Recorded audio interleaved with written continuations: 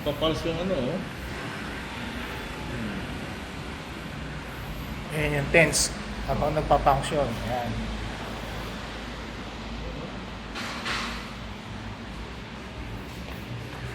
Michael, paano nga pala sila yung dalawa? Ay, sila si yung nga pala. Ito, si magiging testing yan.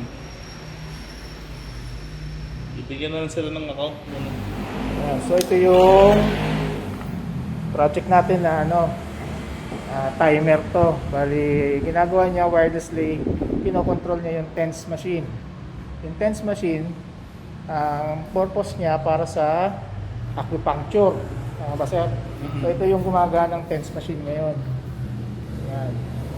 Nakakonekta siya sa may prod. Yung prod, papunta rito sa muscle. Ayan. Kanina gumagalaw yan eh. Yun. Kasi ngayon parang ano, may timer kasi siya kaya hindi siya pwedeng nakakabit ng matagal. So itong design ngayon ito wirelessly controlled. Ito yung pinaka-control center. Ito ang pinaka-console. Ito yung mga receiver. So ito yung isang receiver at ito isang receiver. Kung papansin nyo wala yung wire. Wireless yan. Oo. So ang purpose nito, ang ginagawa niya, 3 ito. So ito, patient 3. Remotely, kunyari sa isang clinic, gusto niyang buksan yung pens machine, pipindutin niya lang dito sa may panel. So dito, 15 minutes itong isa. Ito, 30 minutes. Ito, 1 hour or 60 minutes. So ito yung nakakabit dito. Patient 3. Kasi hindi lang nalagyan na label 1, 2, 3, 4. Sa ngayon, 4 na module lang kinokontrol nito. So sa demonstration, para makita nyo, ito yung tense machine na nakakonekta rito sa ating receiver. So, saan nakabukas na to? Ano? So ngayon nakita nyo walang power yan. Pag ngayon, sinet natin ng 15 minute, makikita niya nagbiblink siya. Na remotely, ino-open niya itong receiver natin at the same time, pinapower niya itong tense machine. So ngayon, yung itong rod na to, kung ito yung nakakabit sa tao, gumagana ngayon yan. So ayan, gumagana na yung tense machine. At itong timer na to, nag-run ito for 15 minutes. Kapag malapit na mag-time yan, magbiblink ng mas mabilis yan. Kaya yung nagbabantay, makikita niya na kung a-assist niya na yung patient or kung idadagdagan niya ng oras. Yun. Pag kunyari gusto nang i-cancel ng pasyente yung kanyang session, kunyari ayaw niyang tapusin yung buong 15 minutes, pipindutin lang kahit alin dito, hihinto na yan. So kung kunyari gusto mo nang pahinto, sabi ng pasyente ayoko na, pipindutin mo lang to. So mamamatay na yung yung receiver. Ngayon kung gusto niya ng panibagong session, kunyari gusto niya 1 hour. So pipindutin mo itong sa baba. So 1 hour ngayon aandar ito. Tapos kunyari ang kaso, gusto nagbago isip ng pasyente. Instead of 1 hour, gusto niya 30 minutes. Ang gagawin ng operator, pipindutin lang itong 30 minute na button. So gagawin niya, ika-cancel niya yung 60 minute, gagawin niya 30 minute. Yun. So yung 30 minutes na kayo niyan. Kaya malalaman ninyo kung ano nag-ooperate, kung 15 minutes, 30 minutes, o 1 hour, doon sa blink. Sa blinking niya. Pag nagbi-blink ito, gitna, 30 minutes yan. Pag nag-blink yung ilalim, 60 minutes yan. Pag nag-blink yung taas, 15 minutes. So ito lang to sa isang controller. So ito, kaya niyang kontrolin 4. Kaya kunyari, meron pa isang pasyente, ito yun, nakakabit kunyari dito sa isa na to, ito naman ay patient number 4. Pipindutin lang dito, kunyari yung patient number 4, 15 minutes. Pipindutin lang to. Kaya nakikita niya nagbi-blink. So ngayon, pag tinignan na ng operator, makikita niya, itong isa, si patient number 3, 30 minutes siyang may session. Samantalang itong si patient number 4, meron siyang 15 minutes. So yun ang operation niya. So meron pang dalawa pa. Pwede pa maglagay dito na yung isa pa At saka dito, patient number 1, patient number 2. Sa demonstration natin, dalawa lang muna ang ginamit namin. Ayan, umaandar siya. Ayan. Ano yung maximum na layo na pwede dyan? Bali, itong technology kasi nito ginamit ko dito ay Wi-Fi technology, 2.4 GHz na Wi-Fi. So, ang possible, ang maximum distance nito is 100 meters line of sight. Ibig sabihin, walang semento, walang harang. Kasi ang pumipigil lang naman sa may signal ng Wi-Fi, yung aluminum, yung mga bakal, tsaka yung semento. Yung kahoy sir, yan, pwede yan. Pwede natin sir i-test doon sa loob, kung gusto nyo, lagay natin sa loob. Kung ano sir yung lakas ng Wi-Fi, yun din ang kanyang kaya yung distansya. So kung isang kwarto, kaya sir eh. Kunyari kahit na semento ito, may kabilang kwarto yan, no? Kahit lagay mo sa kabilang kwarto, kunyari sa isang clinic, merong patient's room. Ito kunyari patient room ito. Nasa kabila yung operator, o kaya kagaya nito setup nito. Kaya may kwarto dyan. Pwede yan. Pwede yan. Ito yung isang tanong ko. Kailangan may wifi kang nakakabit, hindi naman. Hindi sir, wala. Mapapansin nyo ngayon, wala akong sinetup na wifi. Oh. Kasi ang ginawa ko rito, pinag-pair ko yung dalawang ESP3286 na microcontroller. Bale, isa dyan server, isa dyan client. Kaya hindi natin kailangan ng wifi router at internet access. So ito gumagana silang dalawa at ito nakasecure kasi meron tong WPA PSK2 na password protection. Kaya encrypted yung kanilang transmission kasi baka matanong, baka mahack yan. Kasi gamit niya wifi kaya kung yung cellphone may wifi, makikita tong kung alam nila yung wifi password nito, pwede nilang kontrol ito, pero hindi rin ganun kadali makokontrol to kasi meron siyang keyword na sinesend dito na pag nakita niya yung keyword na yon, tsaka lang siya bubukas. Kaya kahit na subukan i-hack ito, basta't hindi sila nag-match ng key, hindi pa rin na-under ito. So ito, protection ng pasyente na kahit ma-hack man yung hindi basta-basta under yung client, yung receiver. Maka. Oo. Question pa paano kung gusto ikabit sa router? Pwede rin naman siya, pwedeng i-reconfigure ito. Kasi ang gamit lang naman dito ay ESP, ano ba yun, yung microcontroller. Yan, ESP82, 382. Sabi umuusok ka. Di ba mo umuusok? Joke lang.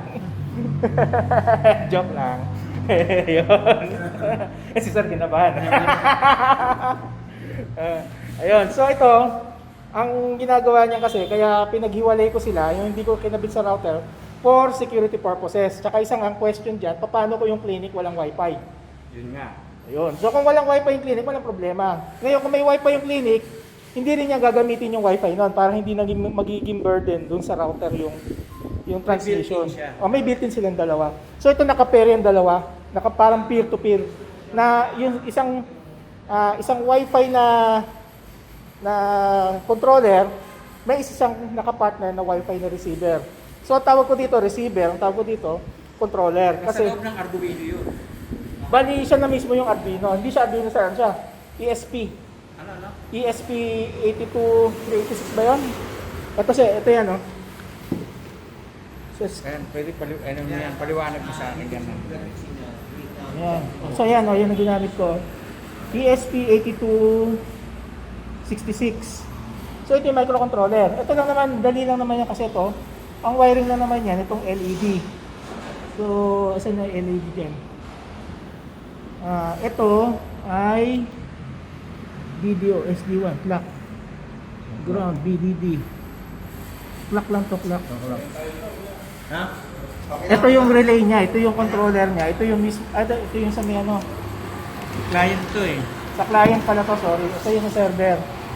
So ito sa server, syempre meron siyang switch, saka meron siyang LED na indicator. So ito yung wiring niyan.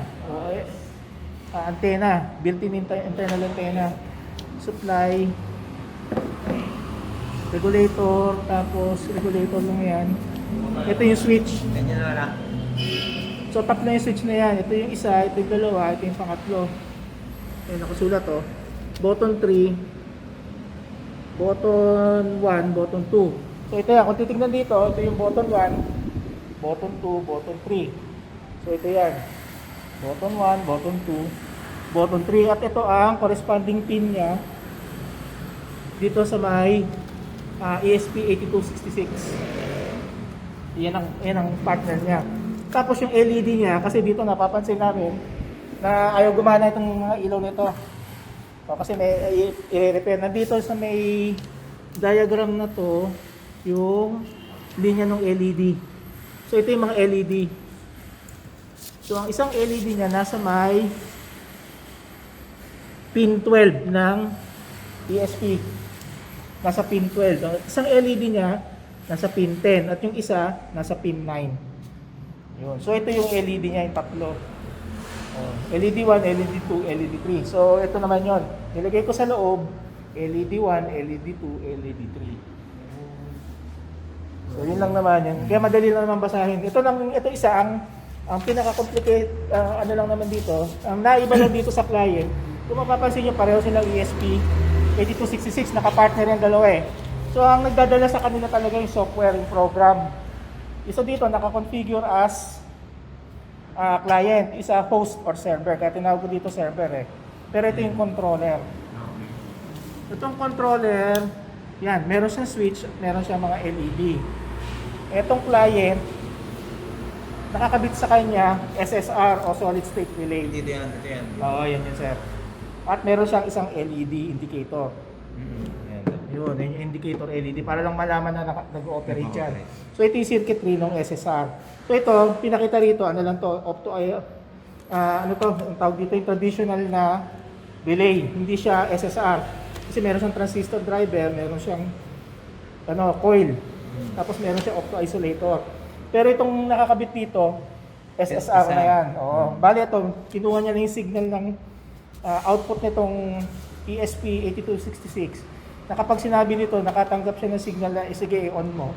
Yun. Ito ang magbibigay ng signal dito sa relay. Kaya nag-on.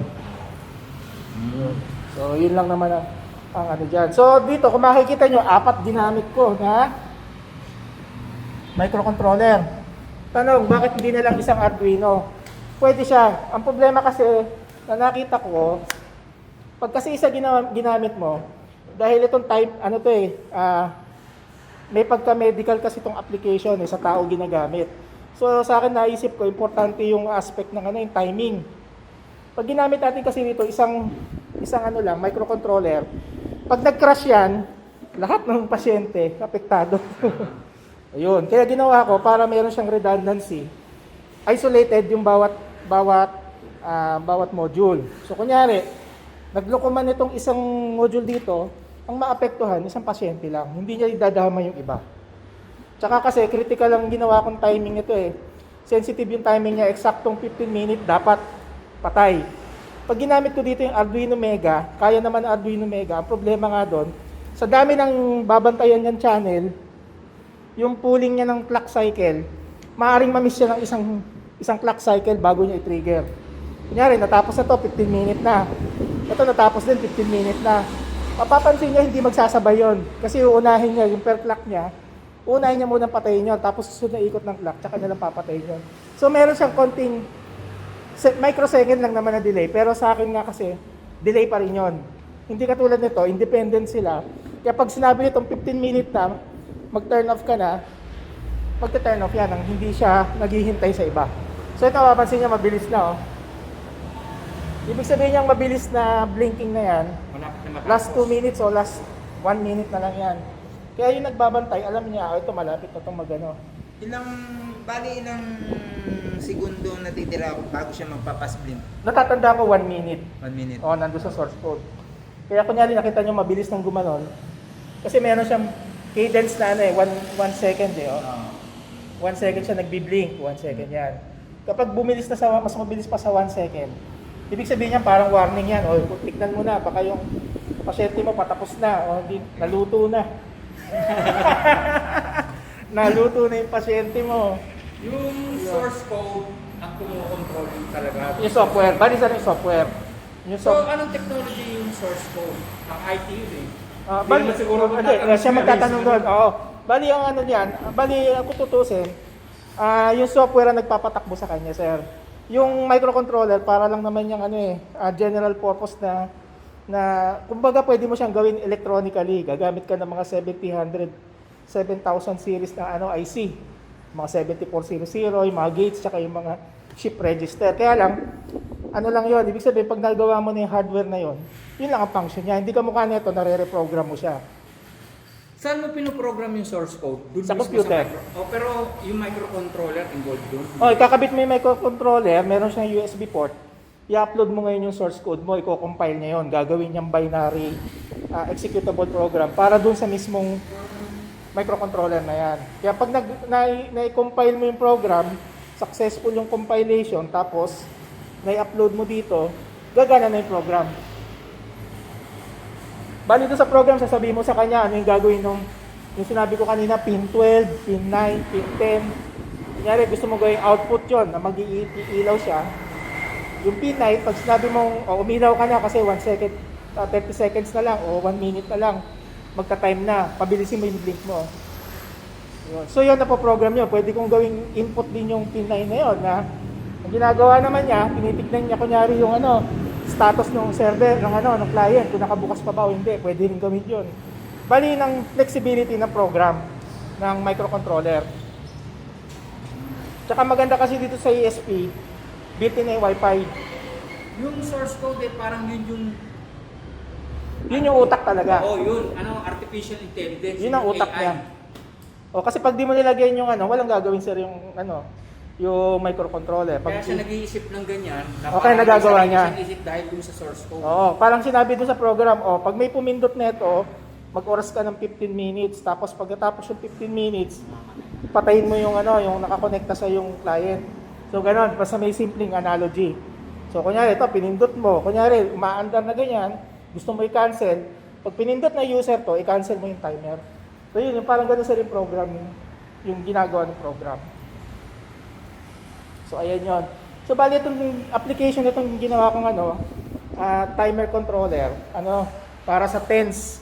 Ayun nga. So itong thesis ito ni Sir Morales, ang niya, ang talagang thesis niya itong TENS. So siya magpo-focus siya dito sa acupuncture to eh. So hindi na ako kukwento doon kasi wala akong alam doon. So ito lang talaga alam ko. Yan. Ito yung ginawa ko kasi. Ayun. So yan, may 4. Question, paano kung gusto mong gawing 8? Pwede yan. Kaya nga, ayan, mabilis Magdadagdag ka rin. Ayun, matatapos na. Matatapos na to. Yan, ang bilis Gawanin na. Yan, tingnan natin Pag nag-off yan, mag-off din. Si Por. Si Por. Oo, sino ba si Por dyan? Ito. Mag-off to. 1 minute or 2 minutes ba? Yan, tingnan natin. Nakikita nyo, may ilaw pati yung TENS machine.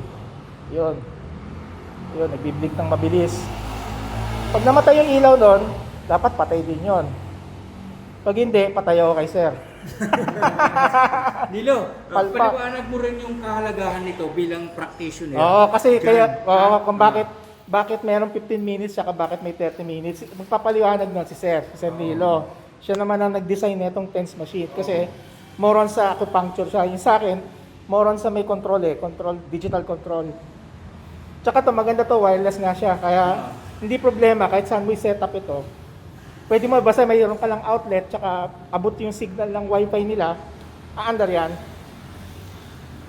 2 minutes ata to. 2 minutes. Kasi lahat ng sasabihin nila, pag-aaralan mo yun. Ako may nangaharap. Ay sir, hindi mo na-record pala. Ha? Ito, okay na to, ako ito na lang basehan mo. Oo, okay lang. Kasi pag-aaralan ko yan Mag-memorize ako na para ako. Kasama yung Kaya magpapabideo ako ngayon ulit.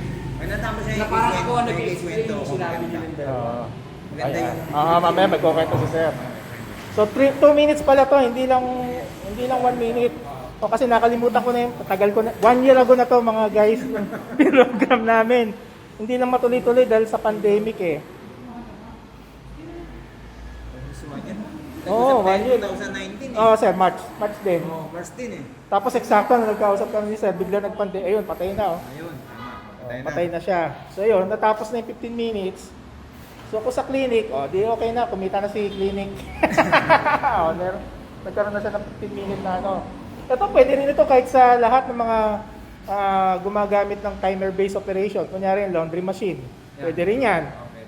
Pisonet, yung mga pisonet. O, kasi dati gumawa ako ng pisonet na ano eh, Ganyan. yung ano, hinuhulugan. Multi-purpose yung Oo, pero ito kasi nga sa application nito para dito sa TENS machine kasi nga itong thesis na to dito sa TENS machine nakafocus. Paliwanag ko dito kung bakit hindi dapat tumagal sa katawan ng isang Ayan. may kuryente. O, si Sir naman. O naman. Gamitin niya rin yan. Ito, record ko. Hey, Sir Mike. Ano naman yan?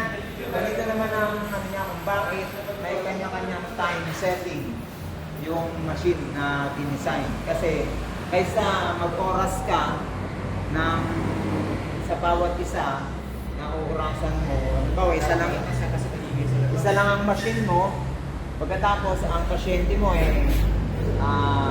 apat. Kasi ito, ang isang TENS machine na yan, pwedeng gumamot yan ng apat na pasyente kasi bali apat ang ano nito. Apat ang kanyang bawat isang saksakan. Pero pwede din naman ito sa isang tao na kung iyong gagamitan, halimbawa yung balikat at yung binti, pwede yan ng isang machine. Dahil dalawa nga sila, dalawang output, pwede yan apat ka tao sa dalawang machine. Bali ganun yan. Ngayon, ang kagandahan nito, bawat isa, maisaset mo yung time. Kung halimbawa, isang pasyente, magkasabay sila. Lalabas ngayon yan, ang isa kailangan 15 minutes lang. Kasi bakit? Hindi naman severe yung kanyang nararamdaman O yung kanyang sakit, hindi naman severe. So, 15 minutes lang siya. Hindi naman siya pwedeng i-over mo. Kasi, ang nangyayari, magkakaroon naman ng damage yung ugat sa muscle. So, ganun yun. Ngayon, kapag severe siya, ibig sabihin, isi-set mo siya within 30 minutes. Ang maximum niya talaga ay 1 hour. Yan. Itong 1 hour, 30 minutes and 15 minutes. Yan lang almost ang set niyan. Ang kagandahan nga lang nito, kapag apat ang machine mo, apat naman yung pasyente mo, ibig sabihin, pwede mo siyang i-test o patakbuhin ng kanya-kanyang oras. Nang sabay-sabay sila, Sir. O, nasabay-sabay sila. Pwede mo silang mapatay na depende sa kanilang oras na gusto. O yung dapat na ihahatol ng isang therapist. Yan, ganyan yan. Ayan yung kagandahan din yan. Ayos. O, Sir, may comment? Yung kagandahan ng neto, alam mo kung bakit? Dahil dito sa controller neto, meron kasing isang machine. Ako na naranasan, ito lang. Itong buwan ng neto, no? Last month. Isinalang kami sa isang machine, isang therapeutic machine din, na malaki siya. Galing siya sa Japan. Alam mo ang presyo niya? 160,000 isang machine. No? Ngayon ang nangyayari nun, kaya niyang manggamot ng 8 katao sa bawat isang machine. 8 katao. Pero ang nangyayari, ang timer niya isa lang. Kasi hindi naman pare-pareho yung Kung kailan Yun magsisimula. yung sinasabi mo, yun yung nag-i-exist. Oo, yan nag-exist ngayon. So parang napakaganda ngayon. Saka napaganda rin yung naranasan ko yun. So, nakaupo kami doon. Sabay-sabay kayo, Sir, ano? Sabay kami, 8. Diba? Halimbawa ako, hindi naman siguro yung akong ang oras 20 minutes. Di lahat kami 20 minutes. Sabay-sabay, maghihintay yung iba. Hintay ka, no? Tapos, sa kabila, 20 minutes din. Lumalabas, dalawang machine, 16 katao. Ang problema lang, yun nga, sabay-sabay lang sila magsisimula, sabay-sabay matatapos. Ang kagandahan naman nito, individually, pwede mo silang i-time, depende dun sa severity nung kanyang sakit. Ayan ang kagandahan. Ito Ayun. na ko yan. Ayan na nakita ko ngayon, ha? Advantage. Oh, yung advantage nito. Yung advantage mo, Sir, kagad sa thesis mo. Advantage. Ayan ang advantage niya. Ibig sabihin, apat sila, no? Individually. Apat sila. Individually, pwede mo silang i-time ng iba't iba. Ayan ang kagandahan. Ano kasi, nakita ko mahal naman machine nyo, 160,000. Ayan. 60,000. Ano yan? Produktong TUP yan. Graduate lahat kami ng TUP. Ayan. Katumbas ng 160,000 doon ng Japan. Joke lang. Magkano yan, no? Magkano yan? Hindi, kasama ka sa panel eh. Yan ang sasabihin mo na, ikwento mo yan, saka ano, na yun ang experience mo, 160,000 ang presyo. Tapos, Sabay-sabay. yung disadvantage, sabay-sabay pa silang Nakabatch, nagkakot. ika Hindi nga. katulad ito, individually controlled. Kaya pag tapos na yung isa, Pwede na siya no tumayo. need na Oo. maghintay yung yung iba. Pag tapos ka na. Oo. Kagaya ngayon, no? Tapos na itong 15 minutes, si 30 minutes, umaandar pa, oh. Kaya itong isang pasyente, gumagana pa yung TENS machine sa kanya. Ika nga, nagte-therapy pa siya. Samantalang itong kanina, yung 15 minutes lang, kanina pa natapos. So, independent silang lahat sa tatlo, Sabi apat. mo na kay Narisma kung alin yung mga loose connected. Ito sir, yung dulo. Sir, ano lang. Ito sir Ayan, natamaan nga sir Ito. Ayan Then disconnected yun. Ano pa? Ito. Basta sir, yung mga sa ilaw. Sa LED. Ay, hindi ako So nakadala ano ng bibilin ko? Wala sir, hihinangin lang ata yan. Tignan mo na lang sir, pacheck ko kayo. Nakita ko na, may ano nga, parang palag. May dala kang panghinang? Wala. Wala nga eh, hindi ko nga. Sayang, hindi ako nakadala. Dadala dapat ako eh. Teka, magkahanap ako kung meron na dapat. Ayun, sa Cavite. Ayan, so kami yung team ang gumawa sa thesis ni sir. Ayan, si Sir Angel. Ayan, siya gumawa magkano niya. Mga developer at saka outside panel po. Ayan, yan yung yan yung device. TENS machine. Ayan. Sa totoo lang, ang kagandahan niya,